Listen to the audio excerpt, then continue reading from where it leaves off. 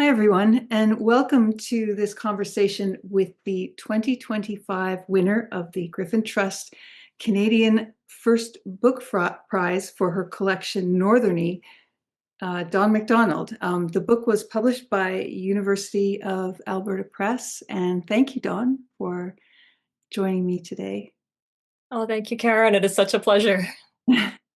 Well, I'm just going to introduce you and read the judge's citation for your amazing book, and then we will get into some questions about it. Dawn Macdonald lives in Whitehorse, Yukon, where she grew up in a cabin down a dirt road without electricity or running water. She studied applied mathematics and physics at university and went to her scholarship interview wearing shoes she had found at the dump. Her summer student projects in space physics involved numerical modeling of the Northern Lights. Her poetry appears in numerous magazines, literary magazines, and journals, including in sci-fi and speculative mags like Asimov's Science Fiction and Strange Horizons. And this is what this year's judges, Anne Michaels, Nick Laird, and Tomasz Rosicky, wrote about Dawn's debut collection. Dawn Macdonald's 𝙉𝙧𝙯𝙯𝙯 is a blast of crisp Yukon air.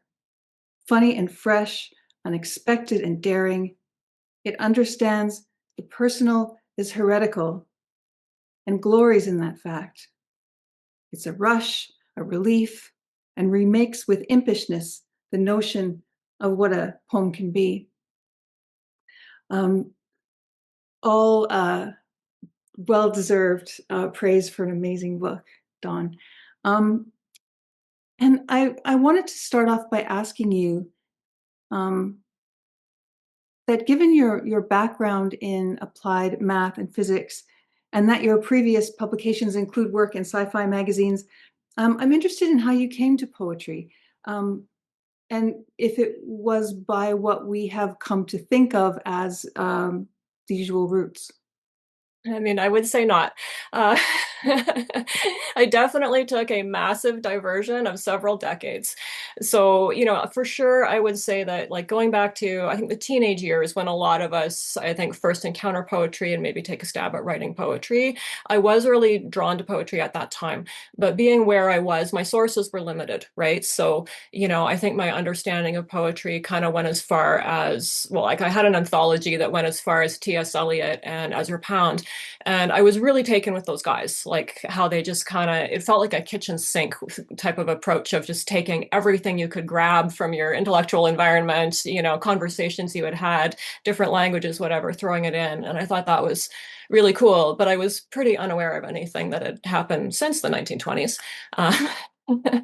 But very much drawn to poetry, but also really drawn to physics at the same time. And I think like the same underlying reasons of wanting to have some way of getting at like reality. What is this underlying reality that we exist in? What could that possibly be? And at the time, I felt like I really had probably one shot at further education through going after scholarships, and that what I should do is study the thing that would be the hardest to learn on my own, which I believed was physics. I didn't think that was something that I likely could figure out through self-study, so I followed that path. Derailed a bit I started a master's program, and I wound up derailing out of that. So I'm actually a grad school dropout from University of Alberta, where my book was eventually published. So everything kind of circles back around. Yeah, yeah. Yeah. And then kind of found my way back into poetry over the years, but there was a large gap. Yeah. Yeah. Yeah. Well, as a grad school dropout from the University of Victoria, Nice. glad to meet you here Yeah. in the space of poems. Yeah, that's fascinating. Reading Pound and Eliot and how they are, how their work is such a literary influence on so many, and how their names are almost synonymous now among poets of the literary, and how quote unquote non-literary language came in to that work, spoken speech and just, random details and stuff. I find that, I've always found that really interesting as an influence. I wonder if I can get you to read a poem. Sure. Can you please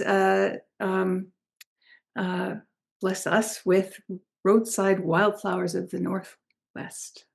Sure. I don't know the names of any flowers except the most obvious ones: dandelion, strawberry, wild rose, the ones whose forms sit flush against the names. The strawberry bears, the rose holds hips and thorns. So this one morning, I was down at the bus stop, and there was this young woman talking to an older woman who was clearly not too familiar with the whole system of public transit. "Well, which way does the bus come?" she asked, and having had it pointed, "Well, when the bus comes around the corner, how will we know it's the bus? Will it have a sign on it that says bus?" The bus came around the corner. "Oh, it's a bus."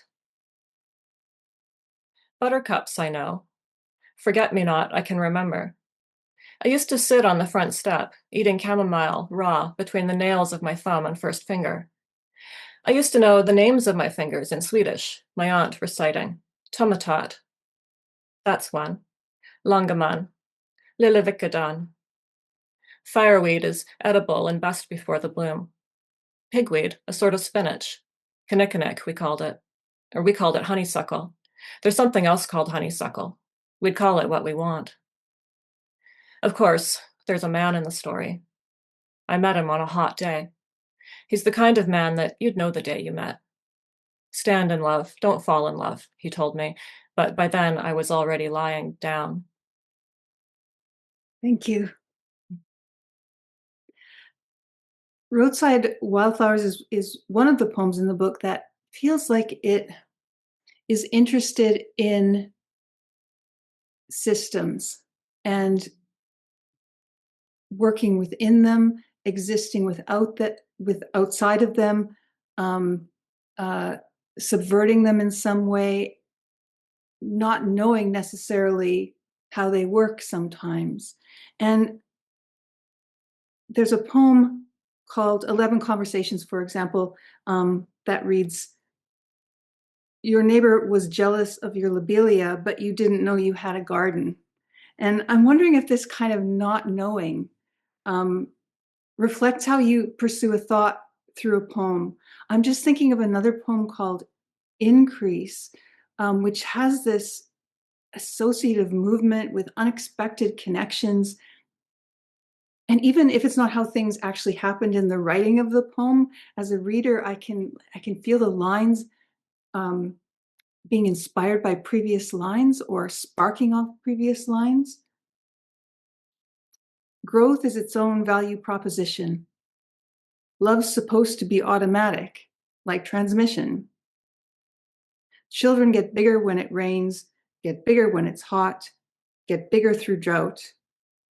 Children follow the cube square law, their hearts slow as they grow.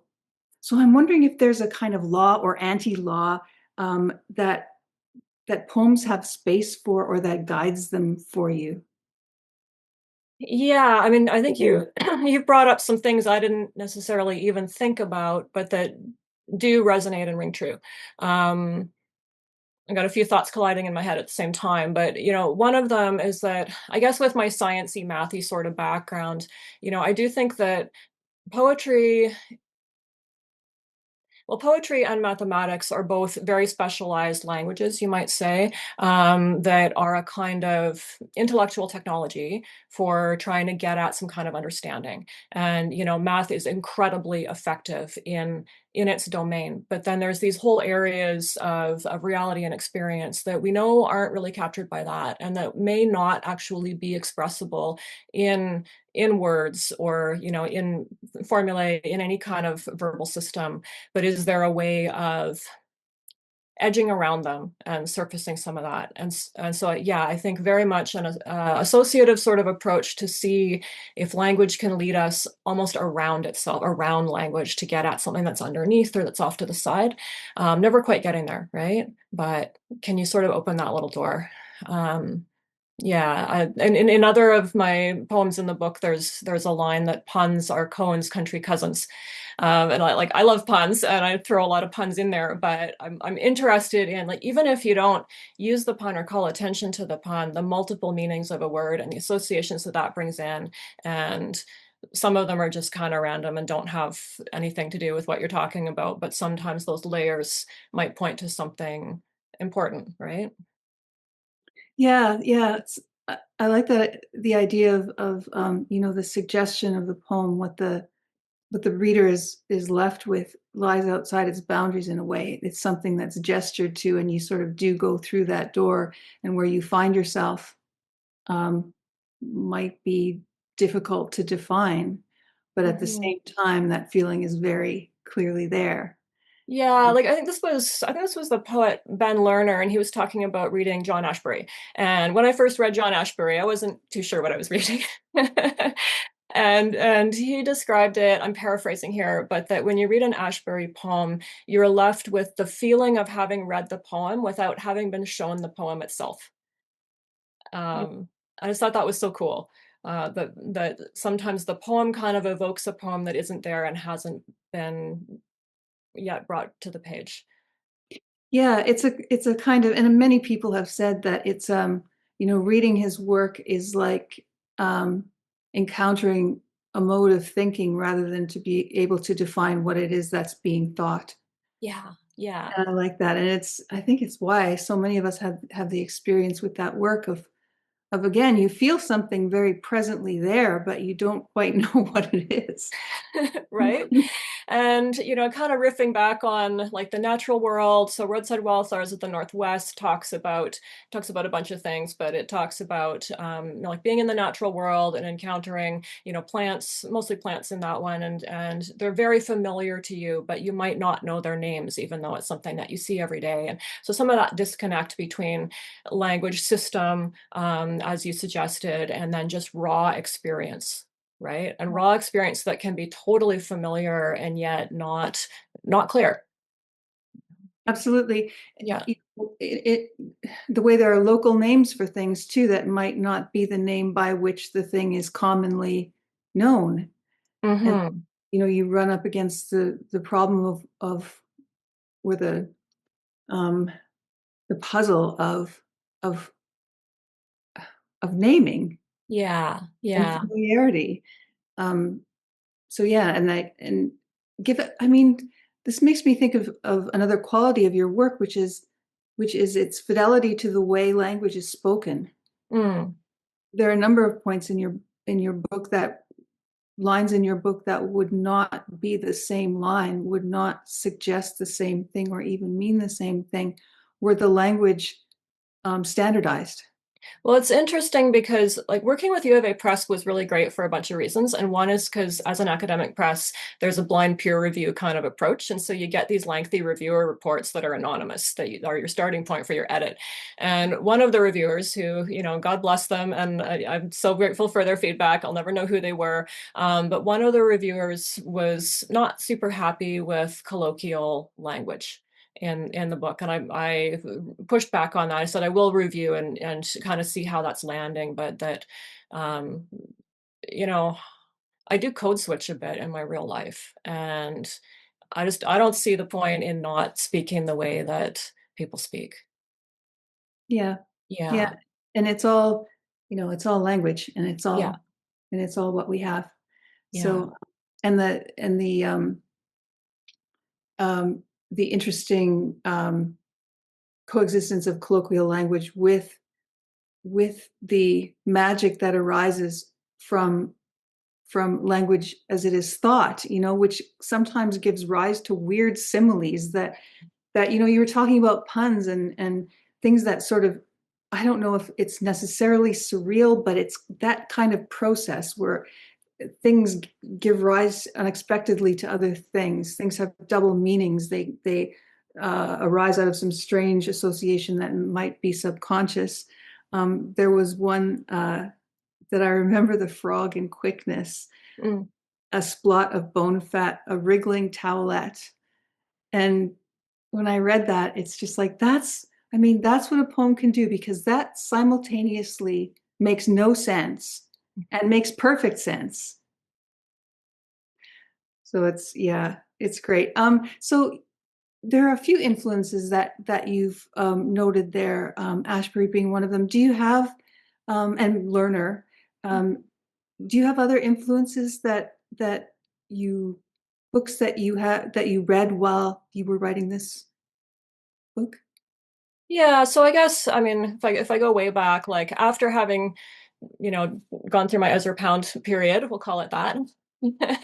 Then the next book that I came across somewhere that was really important to me was, again, this is a super classic, The New American Poetry, 1945 to 1960. And so at this point, you know, I'm discovering the beats, and this is quite late to be discovering the beats, right? And the New York School. And out of the New York School, like I mentioned John Ashbery, but Kenneth Koch, I don't know if I'm saying his name correctly, but absolutely is one of my favorites. And the way that he uses humor, just beautiful, right? Just so free and playful, and being able to really just relax in your work, throw things in. Yeah, just have such a playful spirit. I really love that. Um, yeah, I think I have been a bit handicapped until quite recently in not having a ton of access or exposure to, I guess, the more contemporary and canlit kind of what's being produced in that area. At the point where I was writing poems for this book, most of my access to that was through getting contributor copies of journals that I was in. I didn't have a ton of, it wasn't easy for me to get my hands on collections. Obviously, I could order them off the internet, but I would have no idea what I was ordering and a pretty limited budget for that. Um, somehow magically having the book out in the world has opened up a bunch of doors, and I do, you know, I have been able to really broaden my understanding. And I'm going to give a shout out to Rob McLennan here, having discovered the work that he does on the internet to really promote a lot of poets and a lot of books. And he's been very generous in communicating with me directly on some things as well, and helping me kind of get in some good directions for getting access to books and seeing what's out there. And I've started doing a lot of book reviewing, which also brings more books my way. So I feel like I just opened this magical door to books and to a library. Oh, But it's been a slow journey, and I was definitely like 50 years behind for a really long time. Yeah. yeah. Um, and it just never ends, you Yeah. know, that feeling of there's so much and I know such a fraction, you know, Yeah. it Yeah. just continues. Yeah, so I mean, more recently discovered, and maybe not influences while I was writing this book, but people like Lisa Robertson, some of the stuff that Invisible Books publishes, like things that are really, I guess, kind of pushing at the edges of Mhm. what is language and what is a poem, and it was very meaningful to me to hear in the judge's citation that line about remaking what a poem could be. That's something I'm very interested in and want to do more of. Yeah. Amazing. Yeah. Sort of in that vein, I'm going to ask you to read a couple poems. Sure. Um, there's a poem called Only Genius Can Solve This Puzzle and The Forts. And I'm wondering if you can give those a read for us. Sure. Only genius can solve this puzzle. How many harps in harpsichord? Depends if the H's are identical and the R's. When I say I love you, is that the same as saying I love you or I love? The sounds between the sounds are ours. Puns are Cohen's country cousins. A tiny breath disrupts the dust, makes jump just these few fond particles. Brownian bumper cars. It doesn't take much. The breath that says anything, anything at all. And then the second poem is called The Forts. The personal is heretical. The political is inedible. A host is a dead person. A ghost is a dead person with gusto. A ghost is an ideology. An owl is proportional. Starlight is fairly distributed. A nightlight is political. A house is a diplomatic pouch. A mouse is immunology. Fist, section, fur, fort. Count to 5, turn out, live. Thank you so much, Dawn. Um, just before we go, the judges picked up on the line, the personal is heretical, and um, it feels to me one of those things that might be a kind of one of those lock-picking tools that's embedded in poems sometimes. And I'm wondering if you can just talk a little bit about it and whether it feels that way, whether it felt that way to you then when you're composing the poem, or if it does now, or if it was just a kind of intuitive thing, or maybe all of those things. I mean, I think fairly intuitive. It's definitely an associative kind of poem that builds toward a off-kilter counting rhyme. Um, Yeah, I mean, riffing off of that statement, the personal is political. And I guess in a context of, we were in a time of some very solid political orthodoxies. So if the personal still political, what does that mean? And the context in which I guess I'm writing, and the context of the book around the North, and the North has such a history with the Catholic Church, the Anglican Church. So a little bit kind of pointing toward those histories. I don't know. It's all quite loose, right? And associative for sure. But I guess seeing what happens when you take a well-known phrase like the personal is political, substitute something else in, and start moving through a sequence, right? Yeah, Yeah. that's Yeah. thank you, Dawn, and thank you for making the time to talk with me today. And congratulations again on your amazing book and on the prize, and all the best going forward. And I look forward to reading more of you. Oh, thank you. Honestly, I can't believe that you read the book, let alone all these other people. It still kind of blows my mind. Well, a lot of people are going to be reading it, so That's and amazing to me. yeah, and I'm very happy for them. And yeah, take care, and I hope to see you again soon. All right, thank you.